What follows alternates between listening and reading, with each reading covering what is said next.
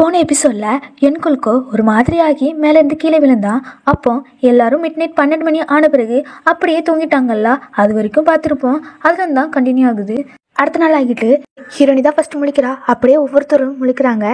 ஹீரோனியும் ஓடி போய் என்குல் விழுந்தான்ல அங்கே போய் பார்த்து அழுதுட்டு இருக்கா. அது நேரத்தில் எல்லார் ஃபோனுக்குமே ஒரு நோட்டிஃபிகேஷன் வருது.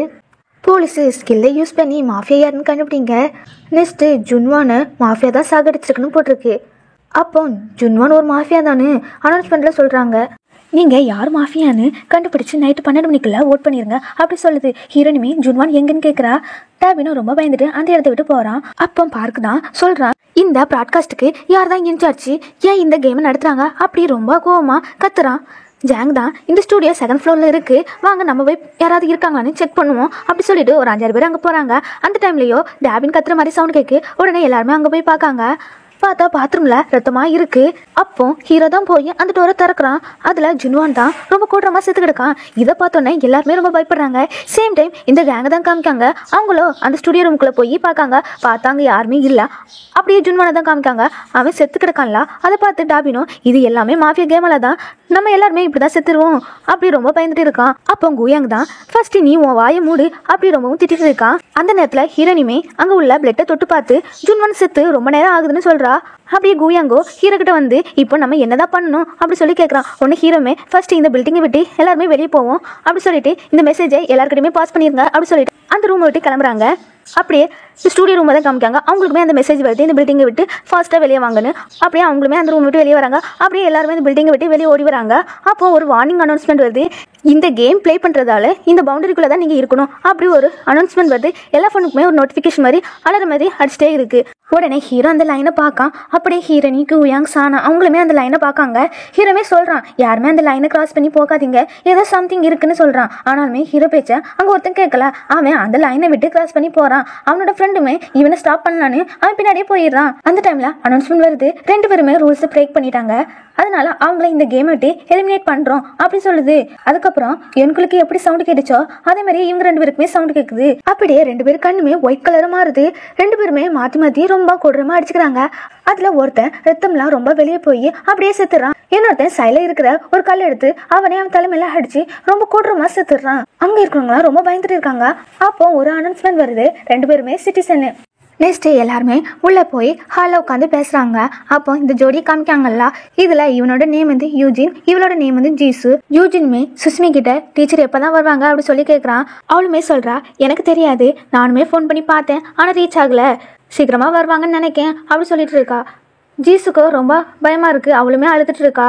அந்த நேரத்தில் நம்ம ஹீரோனுமே ரூட் டாப்புக்கு போகிறா. அதை பார்த்துட்டு சானாவும் ஹீரோமே மேலே போகிறாங்க. அப்படியே குயாங்க தான் காமிக்காங்க. அவனுமே அங்கே நிறைய கீ இருக்குது, அதை எடுத்து யாருக்குமே தெரியாமல் ஒழிச்சு வச்சுக்கிறான் அவன் பாக்கெட்டுக்குள்ளே. அப்படியே இங்கே தான் காமிக்காங்க. ஹீரோனுமே மேலே சிக்னல் கிடைக்குதான்னு பார்த்துட்டு இருக்கா. ஆனால் அங்கேயுமே கிடைக்கல. சானாவுமே பார்த்துட்டு தான் இருக்கா, அவளுக்குமே கிடைக்கல. அந்த நேரத்தில் ஹீரோமே வந்து என்னதான் பண்ணுறீங்க அப்படி சொல்லி கேட்குறான். யுன்சோவோ சொல்கிறா, சிக்னல் கிடைக்குதான்னு பார்க்க வந்தேன் அப்படி சொல்லிட்டு அங்கேருந்து கீழே அந்த பிளேஸை பார்க்காங்க.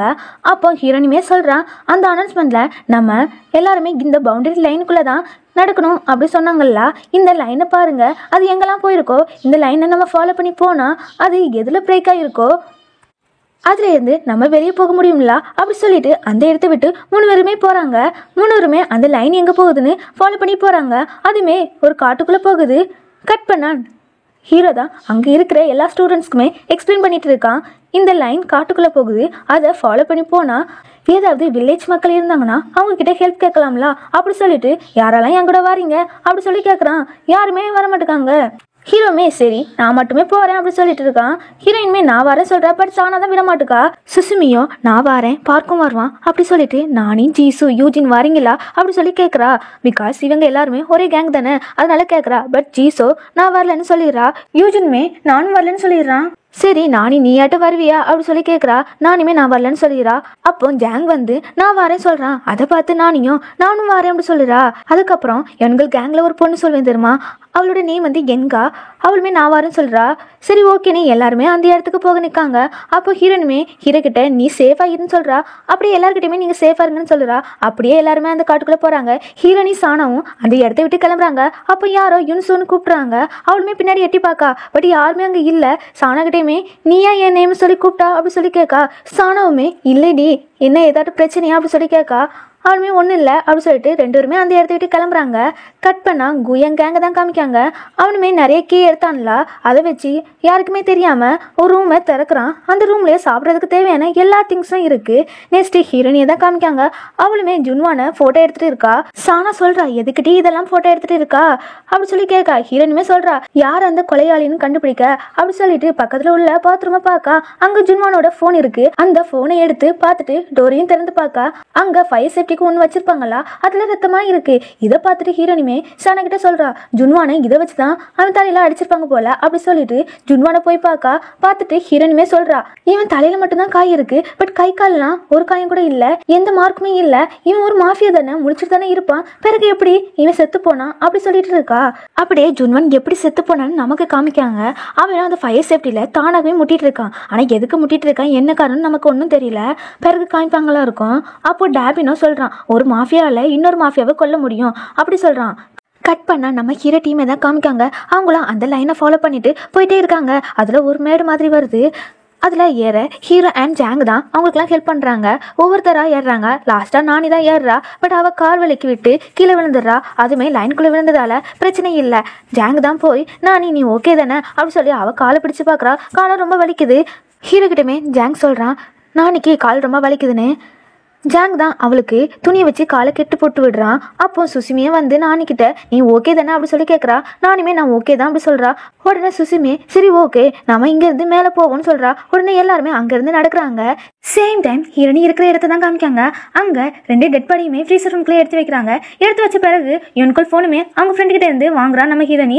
அதுக்கப்புறம் டாபின் சானா அண்ட் ஹீரோனி கிட்ட கேட்குறான் நேரத்துலேருந்து நான் சார்ஜ் போடல, பட் 56 பாயிண்ட் இருக்குன்னு சொல்கிறான். சானாவோ அவள் ஃபோனை எடுத்து பார்த்து சொல்கிறேன் எனக்குமே 56 பாயிண்ட் சார்ஜ் தான் இருக்குன்னு.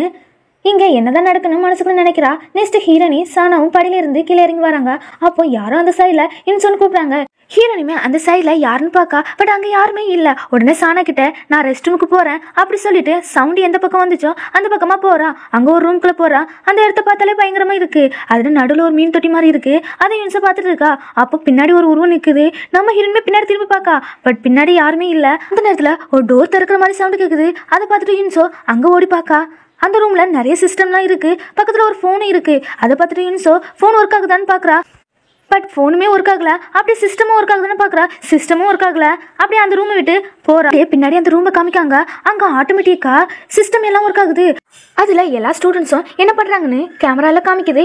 நெக்ஸ்ட்டு சானாவோ லேப்டாப்பில் ஏதோ ப்ரோக்ராம் அடிச்சிட்டு இருக்கா. அப்போ ஹீரோனுமே உள்ளே வரா. வந்து ஏதோ நடக்குதுன்னு சொல்கிறா. சானாவோ 2 ஃபோனுமே எடுத்து வைக்கா. அந்த 2 ஃபோனுமே நான் செக் பண்ணேன், அதாவது ஜுன்வான் யுன்கோல் ஃபோனை தான், அது ஒர்க் ஆக மாட்டேங்குதுன்னு சொல்கிறா. ஹீரோனுமே சொல்கிறா ஒருவேளை அந்த ஃபோனோட ஓனர் செத்து போயிட்டாங்கன்னா அந்த ஃபோனுமே ஒர்க் ஆகாதோ அப்படி சொல்லிட்டு இருக்கா. அதுக்கப்புறம் சானா கிட்ட ஹீரோனி சொல்கிறா இங்கே கோஸ்ட் இருக்கு நான் பார்த்தேன் அப்படிங்கிறா. சானாவோ இங்கே கோஸ்ட்லாம் இருக்காதுடி, நீ வேற ஏதாவது பார்த்துருப்பியா இருக்கும் அப்படி சொல்கிறா. ஹீரோனுமே ஒருவேளை இருக்குமோ அப்படி சொல்லிட்டு அவளுமே அவன் மனசை தேத்திக்கிறா.